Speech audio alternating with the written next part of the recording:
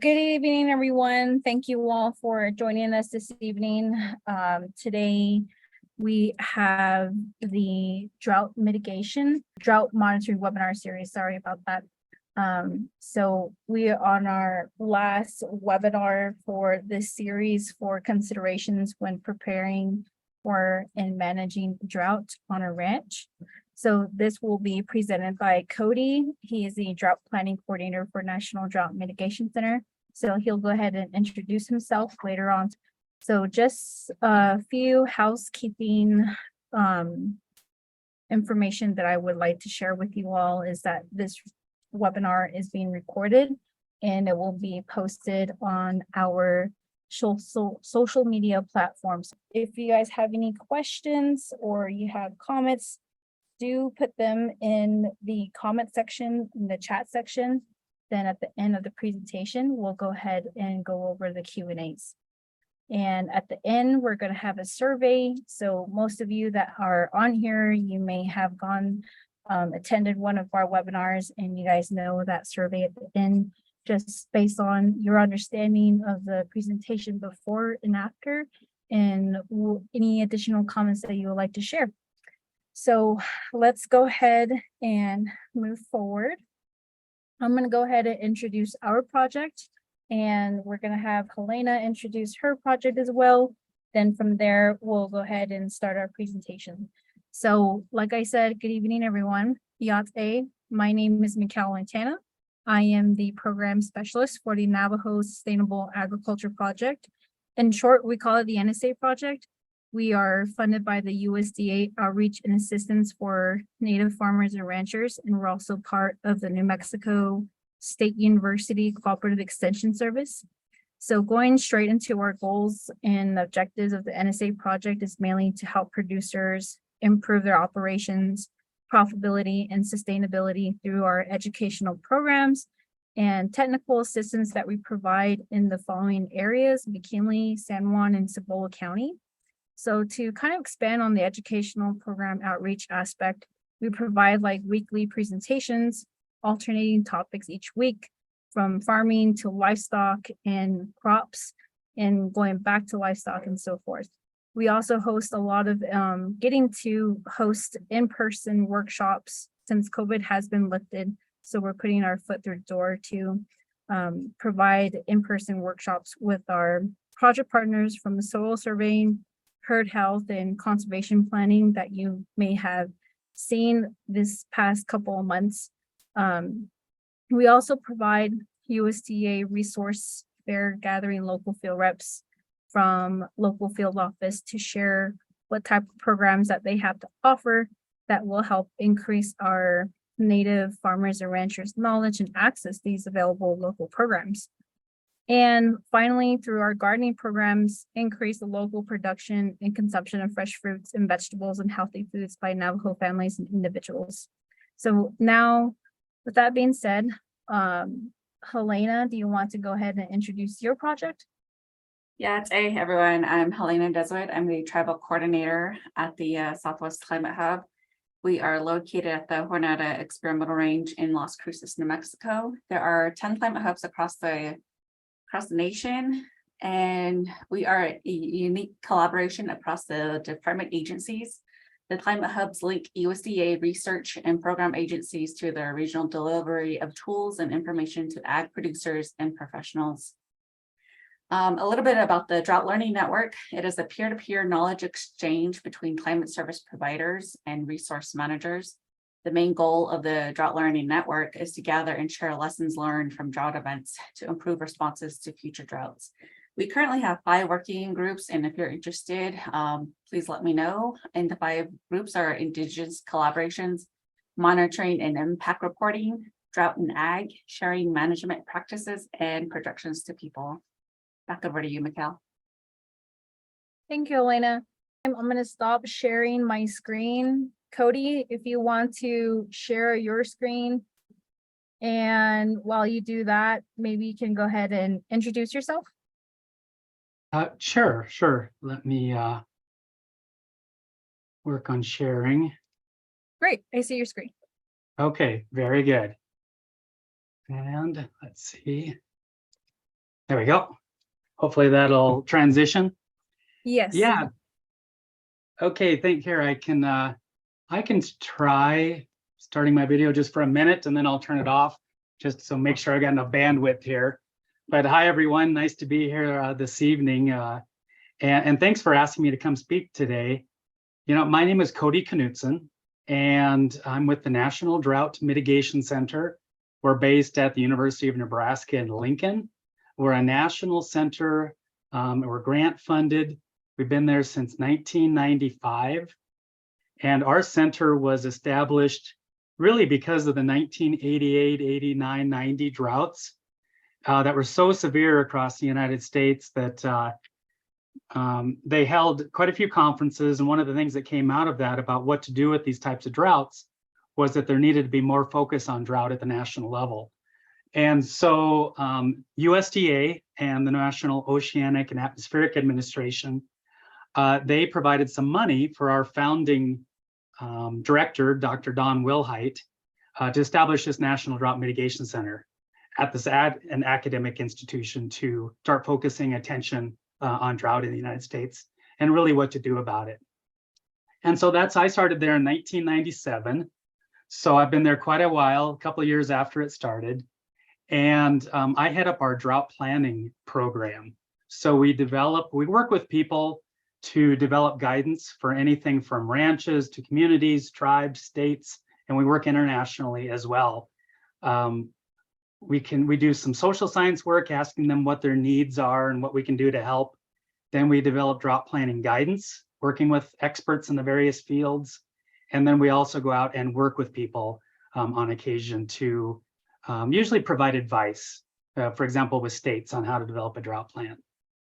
And so today I'm going to be talking a little bit about our work that we do on managing drought risk on the ranch that we've been working on it for, or at least I have for about 20 years now or so. So I'm going to share some of the work that we're doing, how it got started, and maybe some of the guidance that we provide to ranchers and advisors who work with ranchers. Now let's see if this will advance.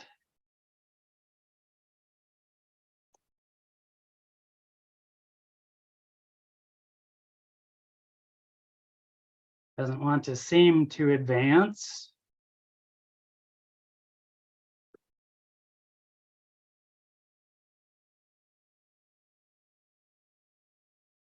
I shared the presentation. Maybe I could, Mikhail, I don't know if I should stop sharing and then share the whole screen. Yeah, I was gonna suggest that maybe you can stop sharing, then, then.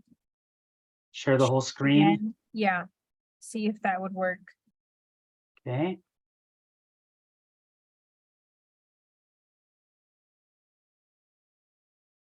Now let's try.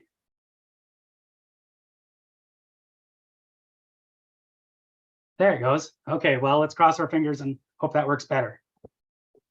Okay, and so to get started, I want to talk a little bit about when people start talking about climate and drought and how to plan for it.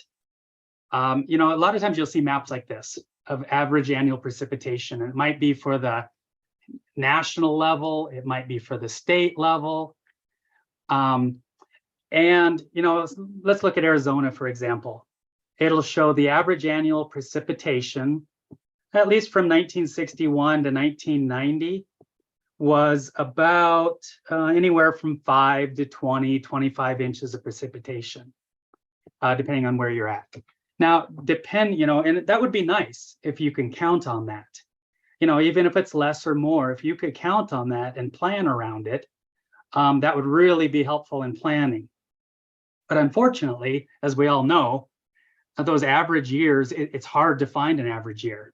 This is Arizona's precipitation from 1895 to 2022, their average annual precipitation for the state. It's about 12.26 inches. But look at those fluctuations, anywhere from, in 1905, from 22 inches down to 6 inches in 1955, and all in between. You can kind of, at certain periods, you can kind of get a little bit of a window there or a range, but it's really hard to get an average year. So the trick is with drought or any hazard, how do you deal with that uncertainty when you don't know what you're going to get on a year-to-year basis? Drought's coming, but you don't know when, and you don't know how bad it'll be. And you don't exactly know how severe the impacts will be. So these are just some headlines I pulled from some news articles, especially in 2021 drought. Drought impacts, officials warn a point of no recovery. How Western droughts impact Navajo farmers. Navajo Nation continues to experience drought. And it's really those impacts that are the threats that you're trying to protect against. And so that's what planning is really all about, is trying to understand your situation and the impacts so you can come up with strategies to best deal with it. And that's reflected in the mission of the National Drought Mitigation Center. So this is our perspective when we go out and talk with people about drought risk management and planning and what to do about drought. This is the lens that we're looking through, is that we try to lessen society vulnerability to drought by promoting planning and the adoption of appropriate risk management techniques. So it's not necessarily, waiting for a drought to come along and then trying to make best do, trying to do your best to manage through it. But thinking in advance of what you can do to make your operation or somebody that you're advising, their operation more resilient to drought. So you're less likely to be impacted by it when it does occur, because it will again.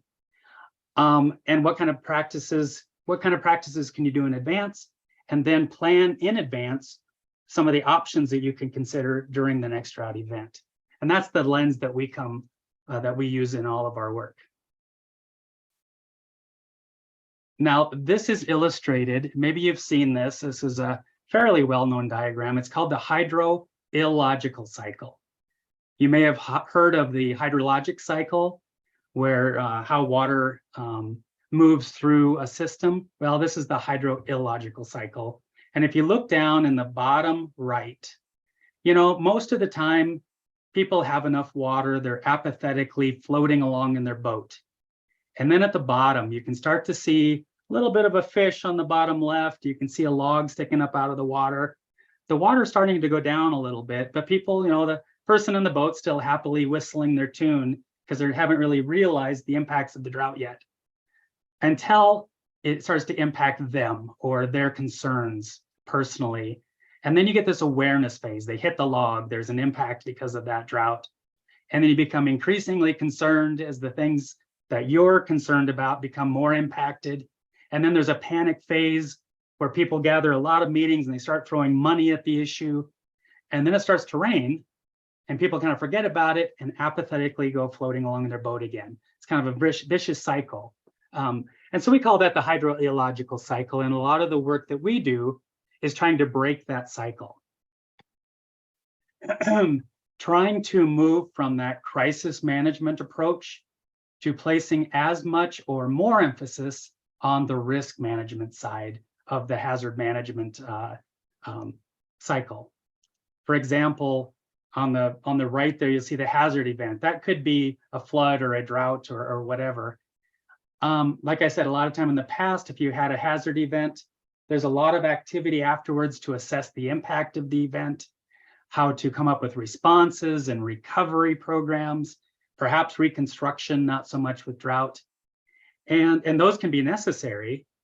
But for the last 20 years, 25 years, we've really been promoting that people should put as much or more emphasis on the risk management, the preparation, implementing drought mitigation measures, preparedness measures, and prediction and early warning.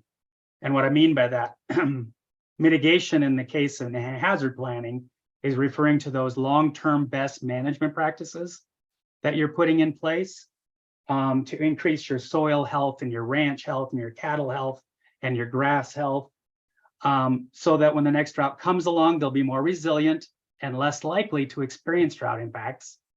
But then also preparedness plans, because no matter what you do in advance, there's still usually some tweaking of your operation that needs to happen. But thinking through some of those options beforehand of what you're going to do during a drought and who's going to do what. And then again, the prediction and early warning seeking out information that will help provide as much early warning that a drought is happening as possible to help you make more timely decisions. So we spend a lot of time working on that risk management side of the hazard cycle. Okay, so that's just some introduction really. And so now I'll get into, well, how do we apply that to drought risk management on the ranch? And I should caveat, there's a couple caveats here. And one, a lot of our work in the past, it started more in the northern and central plains. And then we've expanded down to the southern plains, and we're just getting into the southwest. So, a lot of this information should be relevant. It's should be applicable about anywhere. But there are a few things that we've been working on that are more a little bit tailored towards the central and northern plains.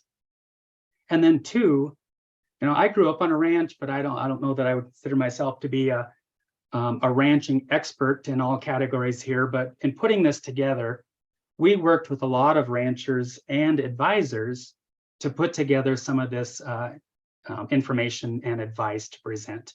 So, I kind of surround myself with people, no matter what we're working with, that I think could provide some useful perspectives in developing this type of information.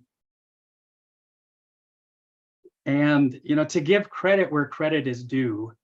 So like I said, I grew up on a ranch. We didn't really do a lot of drought planning necessarily back, 40 years ago. It was just kind of, we waited, you hope you didn't have a drought year. And if it did, you kind of muddled through, and a lot's changed since then.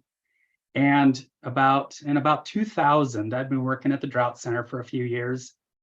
And this man, Ted Alexander, he's a rancher in South Central Kansas. He came up to one of my colleagues at a meeting and he said, I come up with this drought plan. And do you suppose you guys can take a look at it and, let me know what you think of it. And so I looked at it and it looked pretty simple. It was like one page and it had some text of some longer term management actions on the second page. And, it kind of looked pretty simple to me. And so I didn't quite know enough about it yet. So I called him up and we started talking about it. And it turns out he'd put a lot of thought into it. And he had worked with NRCS on it and a lot of advisors on it. And they just condensed it to something fairly simple. And I'll show you to in a little bit. But since that time, Ted, he's been working with NRCS and university researchers for over 30 years on his place. He said he inherited it from his dad after his dad passed away. And he said it was rocks and shrub and cedar trees. And he said, I'm not sure what I'm going to do with this. And he just decided to start reaching out for all the help he could get. And, a lot of times where I grew up, my dad, he didn't want people on our ranch or anything necessarily. He just said, oh, more the merrier, come and help me out. And so he invited a lot of people to help him. And because of that, he was able to do a lot of work and a lot of studies and come up with some drought plans, a long-term and a short-term plan for his ranch. And like it says on here, the long-term, that's really, again, about making your ranch resilient to drought, deciding the big how are you going to manage this operation? Are you going to have rotational grazing? Are you going to have a large pasture grazing? Are you going to have, what are you going to have for water distribution? In his case, he decided to go custom grazing instead of having his own cattle. He thought he could have some more flexibility in stocking that way. So those are the big decisions that will help you during the next drought. And then the short term, what are you going to do during drought? I'll show some of those, but he really identified some decision-making dates and what he was going to use, the information he was going to use to really help him make those decisions, and then write down some actions that he had in his mind that he would take during the next drought. So after speaking with Ted and working with Ted for a little while, that really led to a lot of work, like I said, over the last 20 years. And this is just a few of the highlights here. But one of the main things was, as we started talking to more people, it seemed like there needed to be some more guidance for ranchers on developing a drought plan. So we had this Lincoln Drought Planning Workshop in 2009, where we brought together advisors and ranchers really from South Dakota down to Oklahoma, like again, kind of that central Great Plains region. And we talked about drought, what their concerns were, and if they were going to develop a drought plan, what would be the steps that they would take or provide And some of these guys had already developed drought plans. If you're going to suggest steps for somebody to develop a drought plan, what would they be? And we had the ranchers in one group, in one room, and then we had the advisors in another one from extension and the agencies. And they each came up with their own plan, their own steps. And then we brought them together, and they were surprisingly similar. There was a little bit of differences between what they said they would do or want, but they were really pretty similar. And so we took that information and developed the Managing Drought Risk on the Ranch website that I'll mention, and a supplemental planning guide that came with that. And I'll talk about that on the next few slides. And so since that time, we've been doing a lot of outreach really on the workshops, webinars. Some of the ranchers have volunteered to be mentors to other ranchers or answer questions as they come in. So we've had workshops across the Great Plains and continue to work with more ranchers. And then there's ongoing projects for rancher surveys, developing new tools and drought plan case studies, and which I'll mention all these. And then we're getting into more tribal rancher perspectives. So it'd be really great to get some of your thoughts on that as we move forward with that.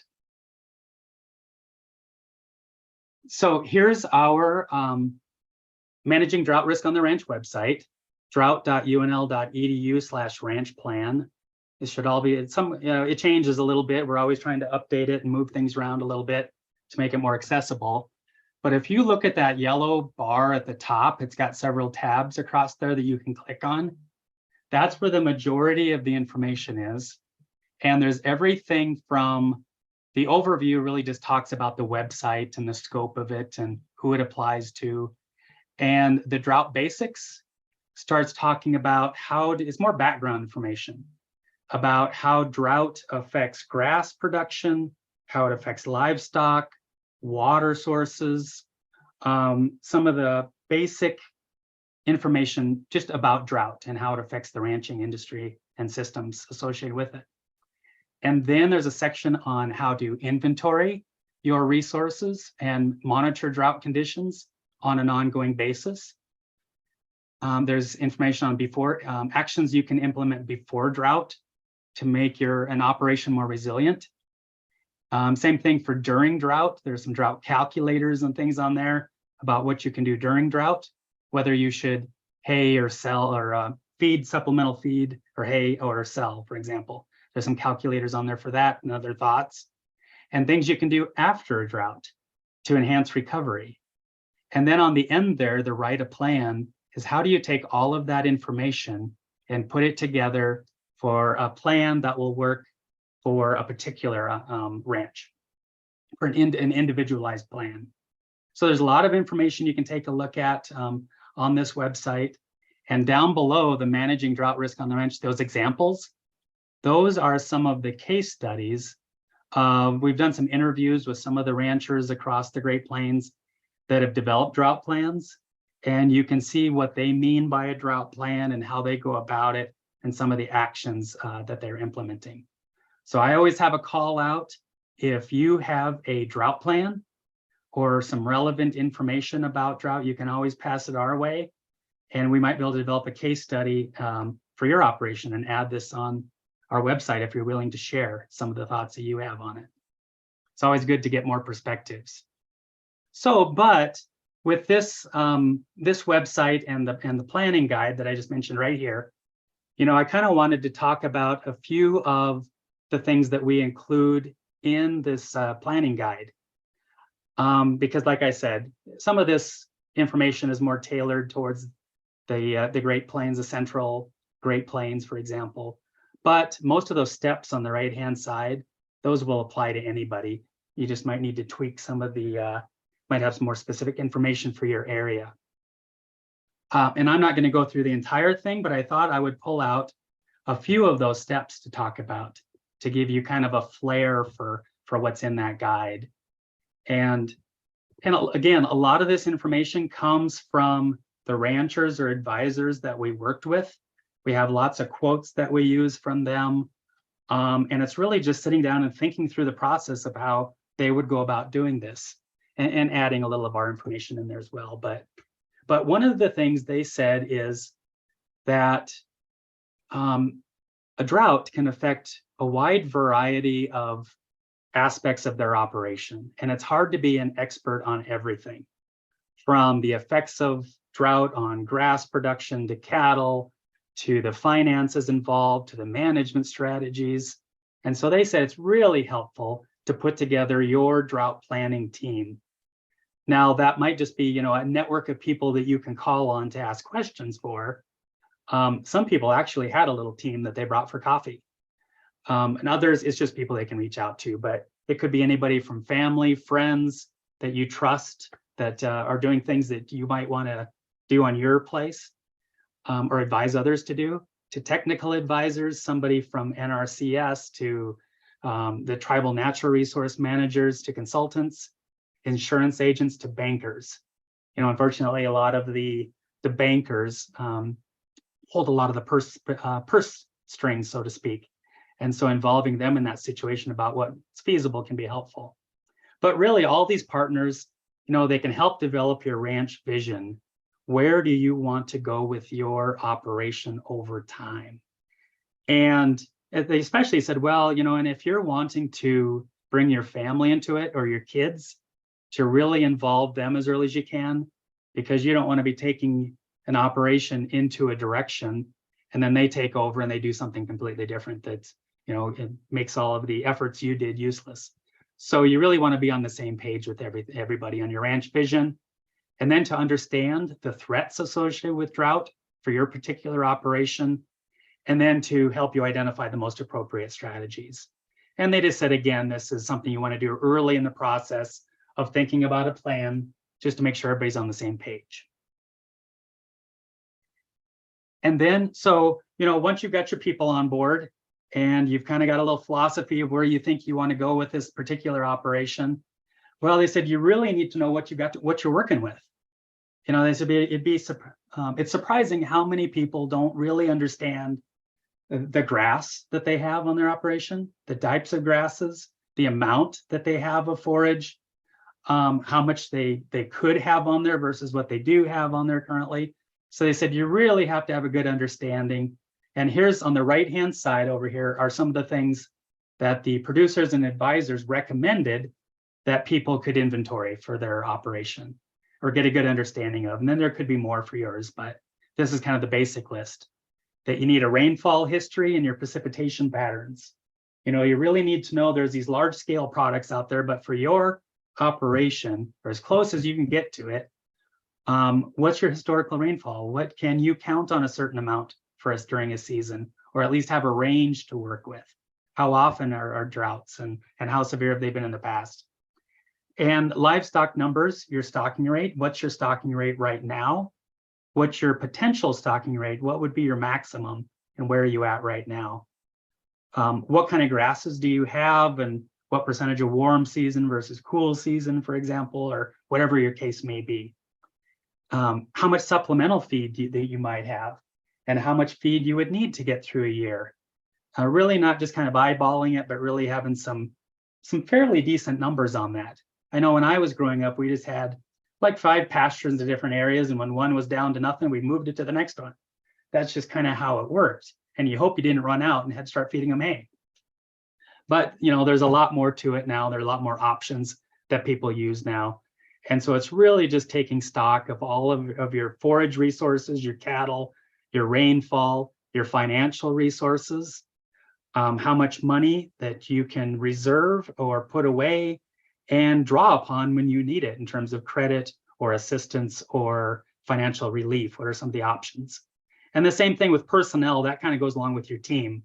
Who can you reach out to? Who do you have that can lend support when you need it to work your place, but also that call upon for technical assistance, financial assistance, all of those good connections. Have some of those thought out. And even this is fairly complicated. So, NRCS, for example, has a whole ranch inventory guide, and there's advisors who will come out and help producers do that. And so that's something they really recommend people take advantage of, just so you know what you're having to work with. And then So you've got, so far, you've got your team together. You've got a vision of where you would like to go or like to maintain at least. And you've got your inventory of what you've got to work with. You understand your operation. Then you need to start understanding how drought will affect your operation. Thinking back to recent drought events, for example, or just kind of thinking about if a drought happened today, what would be my main impacts? This slide right here, this was from a survey we did of Nebraska ranchers. And this was quite a while ago. This was about 2006 or so. And we asked them about all of their drought impacts and during the most recent drought. And the ones at the top are the ones that got the most votes.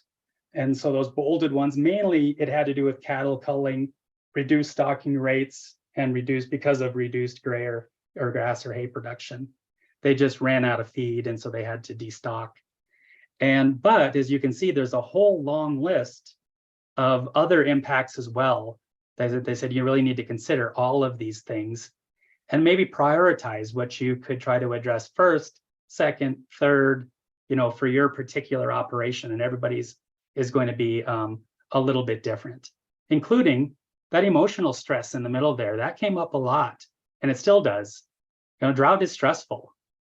And I remember this was, we had an especially severe drought in 2002 in Nebraska. And so the churches got together and they set up a program where a rancher or farmer could call in and get a voucher for free mental counseling because of the drought.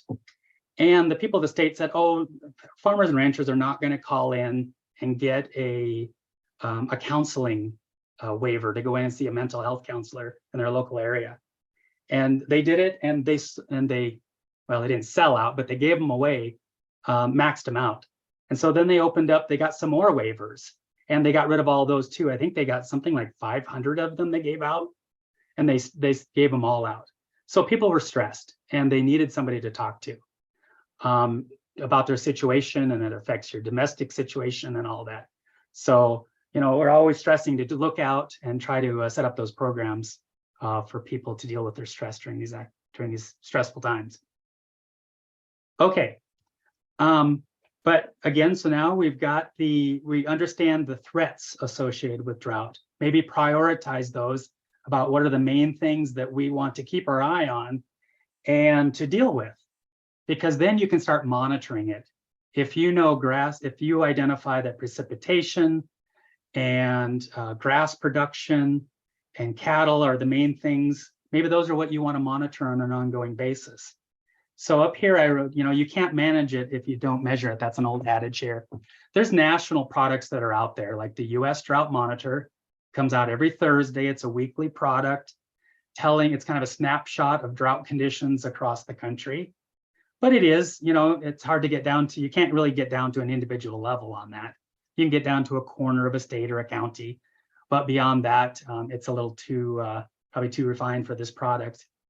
And then there's the US Seasonal Drought Outlook on the right, which what it is if you take that drought monitor and you look out 3 months, which areas are expected to remain in drought, which ones should get better, which ones are expected to stay the same.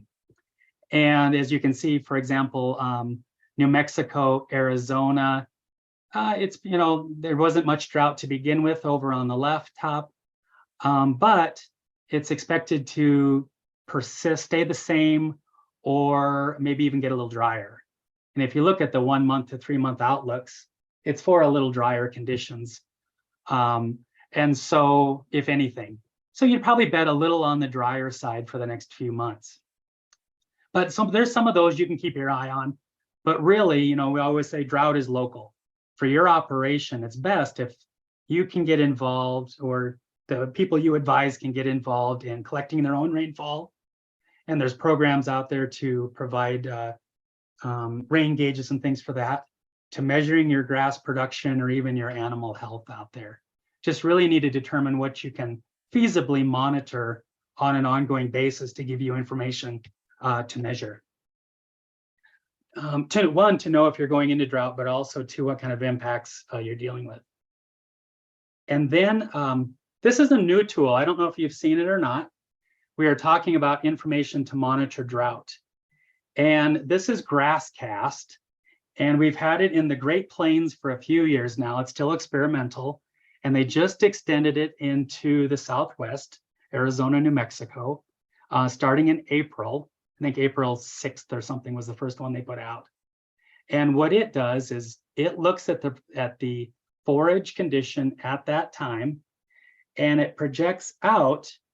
For example, the one on the left is if you get above normal precipitation from June to, from June to August 31st, then your production is predicted, forage production, I think it's pounds per acre, is supposed to be, anywhere from 5 to 30% more than average over the last 36 years.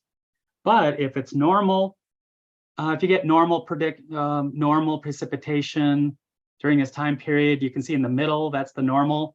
You might have about average to a little above average, a little below, somewhere in that middle range. And then if it's on the drier condition on the right, you might be, depending on where you're at, anywhere from, 5, 10 above percent to most of it though, 15 to 30% below average production is anticipated by the end of the summer or for the growing season. So like I said, this is experimental yet, and they're really looking for people to ground truth this for your operation to see if this makes sense or not. And they do that periodically through surveys, and there's ways to provide input on this website, grasscast.unl.edu down there. And this is something, it gets better as you go along because the time period is shorter. So if you're looking at the grass production like it is in April, it's hard to predict all the way to September. But as you get closer to September, these get better. But like I just said, you take this and you say, okay, well, do I think we're going to have above, below, or average precipitation for the next 3 months? And according to the Climate Prediction Center, they're on the average to lower precip. So, if you're taking this for management, you might lead towards the middle or the graphic on the right and try to anticipate how you could manage with a little less forage production for the rest of this season. So that's one great new tool out there. And there's a whole website that describes what it is, how to use it, and what information you can get out of that. And this is another one too. We've got it on our website too, back on this drought.unl.edu ranch plan. So a couple of years ago, some of our social science colleagues, they went out and talked to ranchers again and asked them, what kind of information are you looking for in terms of monitoring? And these are some of the things they wanted to know. What is my current drought situation? So on our website, if you go to there and you click on that, it'll pull up the drought monitor and you can zoom into your location according to the drought monitor. How does this year compare to last year? So it has a way for you to look at both years at the same time. What can I expect for forage production for the rest of the season? That'll link you to that GrassCast. And then there's a couple other questions on here too about, can I still get enough? If I get a big push of rain right away, will that boost some of that production? So we're trying to always enhance that ranch plan site and address questions that people have. So if you have questions that are not being answered, you can also go to that website and provide a comment or ask a question of things you'd like to see that aren't there right now. Okay, so we've got a lot of information right now about the inventory, the impacts, what you're going to monitor on an ongoing basis. And this is really taking the next step into decision making. This is actually that plan from that Ted Alexander that he sent me back in 2000 on the right side. And it's really thinking about, as you go through the year, what are some of the dates that you need to make major decisions for your particular operation? There may be some common ones between operations, but you may also have some that are unique just for you. Sometimes these dates are based on how much rainfall you would normally receive by a certain time, or how much forage you think you have by a certain time, or when you have to make sign up for insurance or sign a grazing contract. So just looking at Ted's here, he said his major dates for South Central Kansas were April 1, June 15th, August 15th, and November 1. That's when he just had to make some decisions for his operation. And you can see what they are here, April 1. So that's the end of the winter dormant season and the beginning of his growing season for warm grasses. And he likes to do prescribed burning. But if he's had less than 4 inches of moisture during the winter before that time, he's not going to do the prescribed burning because it could be too dry and it could get out of hand. So he's going to push those off a little farther. And if he's got some cattle on some grazing, he's going to move them a little more slowly than he usually would to let some of that grass grow.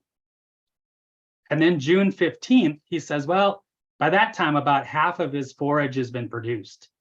So they have a lot of early production there. So by June 15th, he's got half of his forage produced and he's already received 3/4 of his rainfall by that time. So we can't count on a lot more production. So he says, if the rainfall is less than 80% up to that time, he's going to start destocking some of his cattle.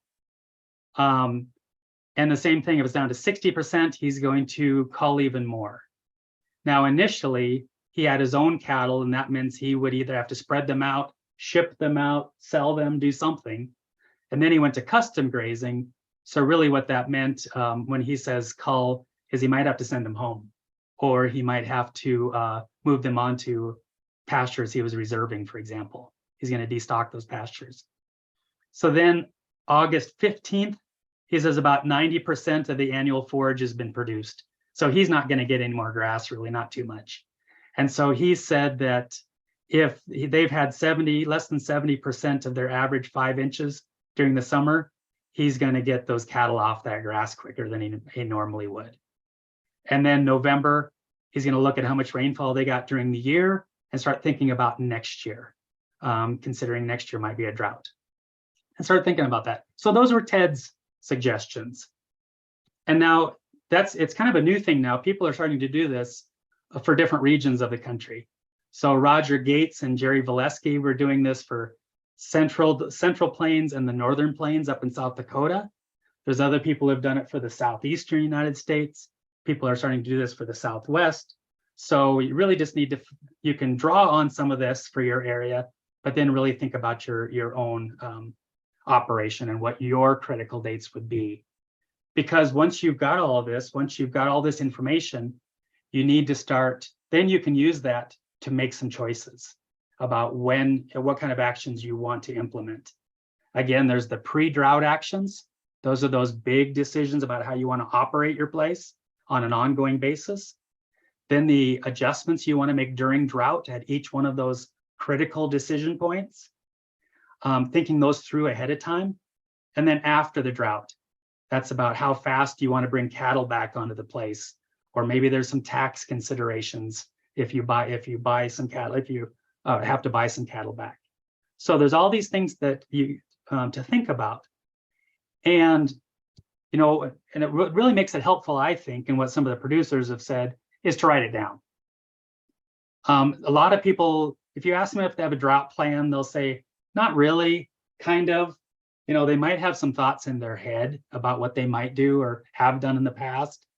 They said it really helps clarify things. Like right now, conditions probably aren't too bad down there necessarily recovering. And so it might be a good time to think about what to do about the next drought. It might be a nice time instead of waiting till you're right in the middle of it. So what you do in this plan, again, is you combine the elements. You probably have another page that says long-term. These are the kind of actions that we want to, what kind of an operation we want. These are the actions we're going to implement, whether that be, we're going to fence off small pieces, do rotational grazing. We are going to have custom grazing. We're going to lease some ground. We're going to do X, Y, and Z. And then these are our critical dates, and these are the actions that we are going to consider at these times. And I know I'm about running out of time here. So this is where they deviated a little bit, the ranchers versus the advisors. The ranchers, almost all of them said, you know what, we want this written down. We want the date and the criteria that we're going to look at, how much rainfall we got or how much production we have left. And then we want some actions that we're going to take.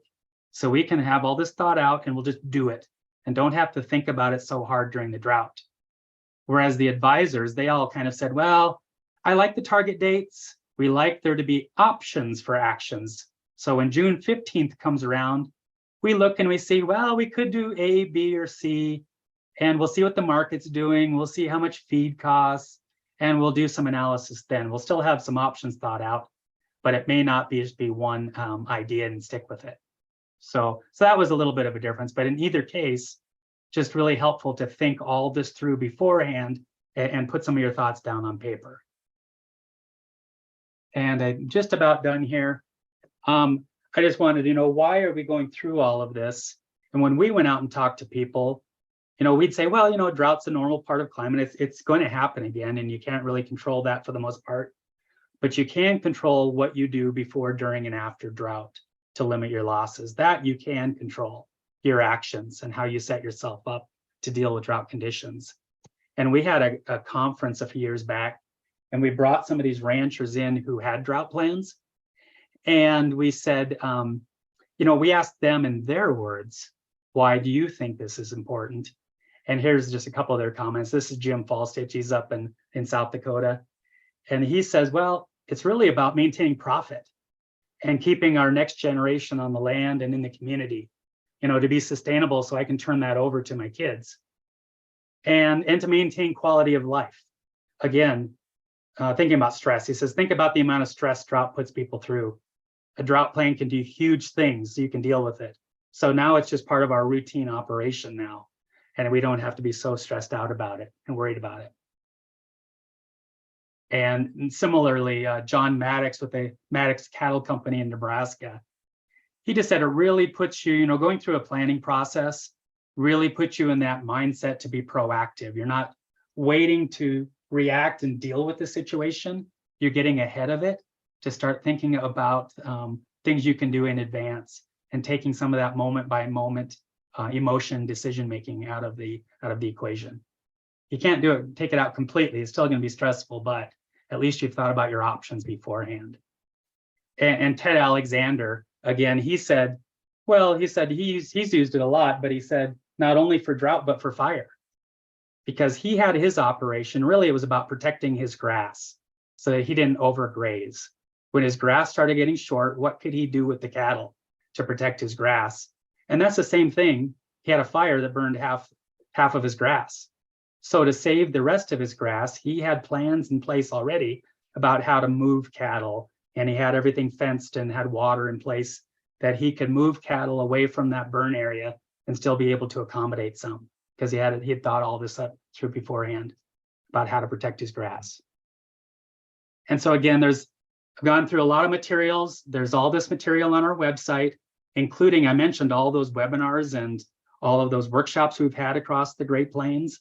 Most of those presentations are online on our website, and you can take a look at some of that material that people have presented on ranch drought planning. And finally, I mentioned some of the new work we're doing. We do recognize that for every different sector, that there's going to be a little differences and nuances on how you can manage your operation. And I recognize that on trust lands and lands that's fractionated and working with bison, things are a little bit different. And so we're starting to work more in that area with a pilot project in South Dakota to better understand some of the issues and barriers and how to overcome some of those and better incorporate those into our drought planning guidance. Like I said, a lot of the material is the same, but there are some differences to consider, and we want to make sure we're covering those. So again, I always put a call out if you've got some drought information or a drought plan for an operation you want to share, that would be wonderful to contribute that, or participate in some of these new activities that we're being involved in. And I think that's it. So thank you for bearing with me. Thank you, Cody. That was all really informative. I understand of how it can cause a lot of stress to some ranchers that are trying to figure out what type of ways and to deal with this drought. So a lot of great principles drought plan principles, I should say, that you covered. So I really appreciate it. And that was just a comment, but I do want to put in a request to see if I can get a copy of your presentation. Absolutely. Okay, great. So that will be posted on our website. And I know some folks on here would want a copy of that as well. So I probably will ask you later on after today. But if you guys have any questions, feel free to unmute yourself. Or better yet, you can go ahead and insert your question in the chat box.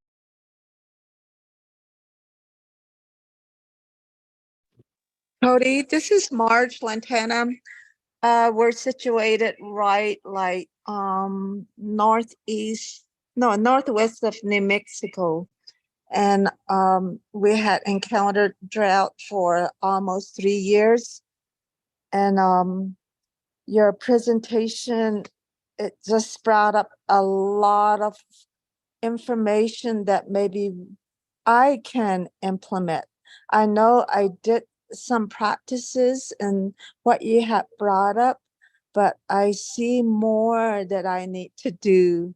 So there's a lot of good points you brought up, and I wish this presentation was like 2 hours where we have a lot of questions that could be answered. But I think you did bring up a lot of points.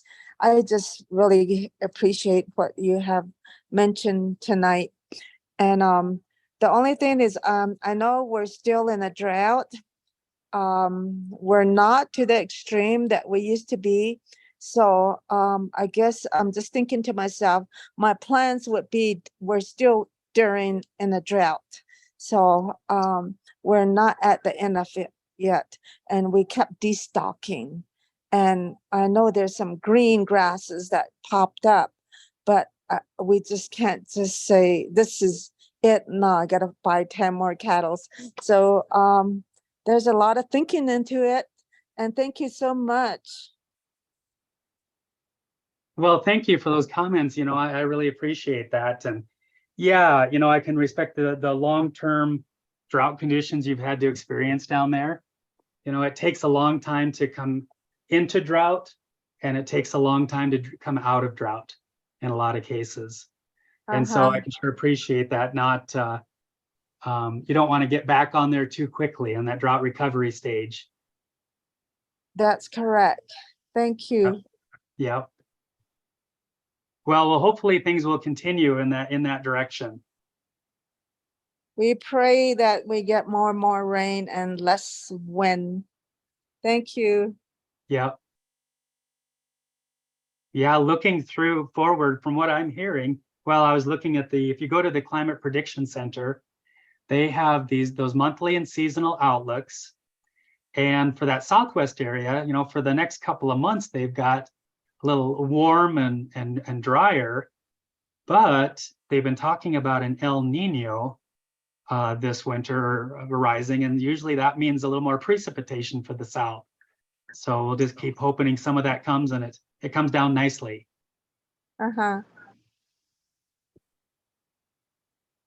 Thank you. Yeah, thank you.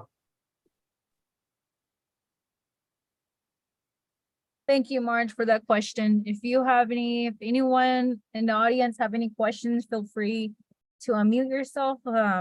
I did release a poll, so every one of you that are on here, a poll may have popped up on your screen.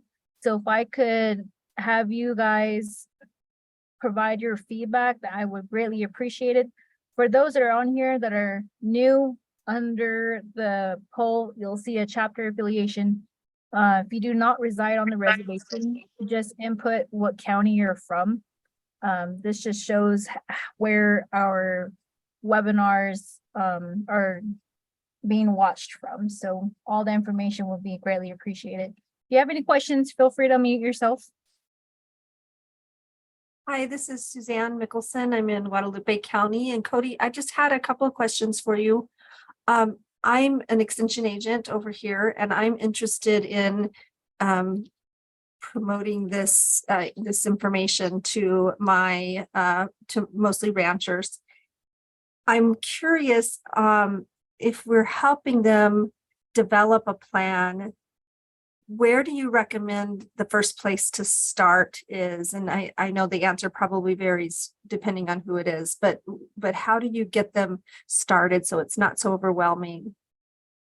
Right. Here, I'm gonna try my video here for a minute, see if that works. There you go. Yeah, when we go out and talk to people a lot and you ask them, how are you vulnerable to drought? And they kind of give you this blank look on their face and whatever. And so, but we ask them, if you think back to the last drought, what can you tell me about that drought and what happened on your operation and some of the impacts? And just get them talking. That seems to be a really good way to get them talking about drought and their place and their operation and how it affects them. And then once they get talking, then you can start slipping into, okay, now, could you describe your operation a little bit? And is this how you want to continue into the future? That's kind of gets at that vision for their ranch. And what's your ranch vision? And if you can put it in a little simpler term, that might be easier, but what kind of an operation do you want? And what kind of an operation do you envision in the future? Okay, and how does drought work into that situation? And so it's not necessarily a step-by-step, you can see what logically flows in the conversation, but ideally, you'd want them to start talking about their operation. Then get them talking about drought and the importance of it. And if it's big enough of a deal for them that they want to develop a drought plan, then you can kind of go back a little bit and say, well, really one of the things that you really need to do is how well do you understand your operation and your place? Do you know the types, the grass production and the forage and what you have? That's that whole ranch inventory. It's kind of a way to skip back to that. Yeah. And then you can start walking through the steps, but it's just kind of a conversation usually to get them talking. Does that make sense to you? Yeah, that makes great sense. Thank you. And I like the idea of starting with them with a conversation. I like that. The other question is, and I like to do this anytime I'm working with farmers or ranchers, is involving the next generation, that succession planning piece. And have you had any experience with that, with including them in these discussions and in the planning process, and how has that worked? Right. Not as much, no, on that succession planning. We've got extension people that usually bring in to work on that piece. And we usually point them to, on our planning page, like South Dakota State University has a nice strategic planning scenario guide. And there are a few of those out there. And so we usually point them to some of the people that can help them, that know the in and outs of the succession and the rules and for your particular place to do that. So we just make a point that it's necessary and you need to talk to the right people. And here's a few resources to do that. But that's not really our specialty. Yeah, and I'm just talking about in terms of making sure that the drought management or the land management plan that's addressing drought is bringing in that next generation, so that philosophy flows from one generation to the next, and that those new ideas are being incorporated. Yes, absolutely. And when we had that drought planning workshop back in like 2009, when we brought the producers, we asked them to bring their kids if they could. Yeah. And so there were some next generation there at the meeting to talk about some of that. And that's where a lot of that discussion came from, was, well, you not only want to be on the same page with your banker, but also your kids, because you're investing a lot of time and effort and money into this operation. And you want them to either know what you're doing or be on the same page. Yeah, great. Thank you so much. I appreciate it. You bet. Thank you, Suzanne. That was really, really good questions that you had there. So appreciate that. Mel, you have your hand raised. If you want to unmute yourself. Okay, yes. Thank you, Cody, for that presentation. It was very informative, short and sweet. And it was easy to follow. And I thank you for the resources. A little bit about me. I think we have something in common. Your first name is Cody. My last name is Cody. Mel Cody altogether. I'm located in the southwest region of the Navajo Nation tribal rancher. just run a small cow-calf operation, open range. And some of the staff here knows that I've been involved in conservation for some time. And make a long story short, I did have an equip project a couple, 2-3 years ago that I completed. And I had to come up with a comprehensive conservation plan that the NRCS would approve. And they did. And I was able to make improvements to my rangeland that way. And I remember doing a small or just a basic drought contingency plan as part of that. I need to go back and with the resources that you gave me to update and make my drought contingency plan more of a fit for today's conditions. But the problem, not the problem, well, I guess it could be a problem, and the issues and the complications of having open range on the reservation is it's shared rangeland. You really can't have range management units in my area. And if you did, it would take an act of Congress to get those put in and installed, although that would be the answer for me at least. But I need the consent of all the fellow ranchers and the tribe, of course, because it's all trust land. So there is a need for a drought plan for that situation. I know if you own an individual ranch, private ranch, and it's fenced and you have total control over it, obviously you can make all those critical decisions, etc.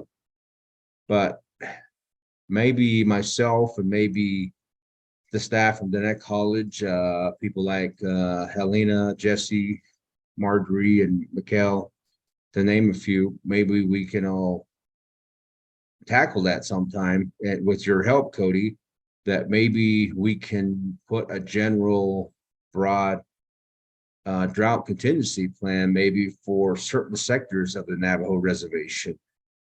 And that way that it gives some ranchers that are not educated or don't take upon themselves to get educated about range management to have some type of a guide to go by. Right.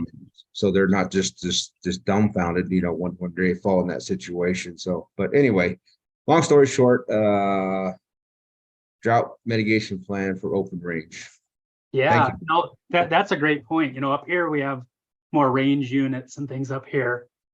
So there's a few more things you can do, but on that open range, I could see how that would be some major issues, kind of that the commons.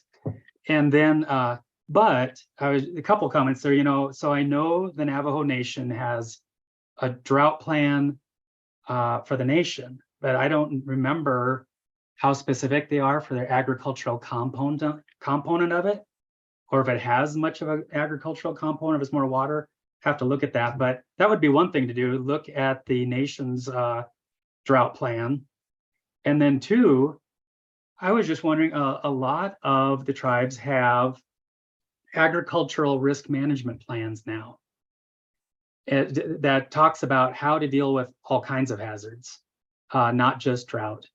But like what the Wind River tribes did in Wyoming is they added a drought section onto their agricultural risk management plan to say a little more specifically, in times of drought, we want to promote X, Y, and Z. And this is how we could work with producers to do that.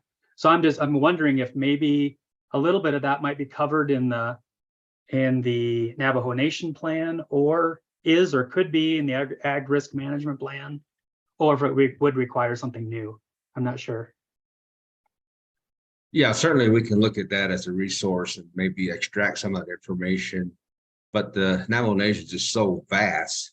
Right. You have unique areas. I think certain sectors would have to be categorized and have a specific plan for that area, because mine is high desert plateau. But if you go to the Eastern Agency, you got mountains, you got trees, and it looks more like Colorado over on the eastern side. But over where I'm at, it's just a dry, arid area. Thank you. Might need some regional plans or something, or regional differences in there. But yeah, no, happy to help with anything I can on there. Okay. And I just saw there, Helena, the historical climate data. On our website, we have a tool called the Drought Risk Atlas. And you can click on a station nearby you and it'll pull up a whole drought history for your particular location. And even if you don't have a station right next to you, because some of those places, our stations are pretty sparse, they're weather stations. We had a statistics person come in and they looked at which stations should have similar patterns, historical patterns. So you can click on a space like between two of these stations in that same grid, and that either of those stations should work for your location. So we do have that drought. Again, it's the Drought Risk Atlas, and it's point-based. So you can click on a place, hopefully pretty close to your location, and pull up a whole drought history. I don't know if it could be more user-friendly. It's a little bit technical. So if you have any questions at all, you can email, I think there's links to some of our climatologists there for more information on how to use that. Okay, well, thank you everyone for all those amazing questions. Cody, you too, especially, I mean, that's definitely something that we need to look forward to is a drought response plan. And thank you everyone for your questions and your participation in this session. I really appreciate it.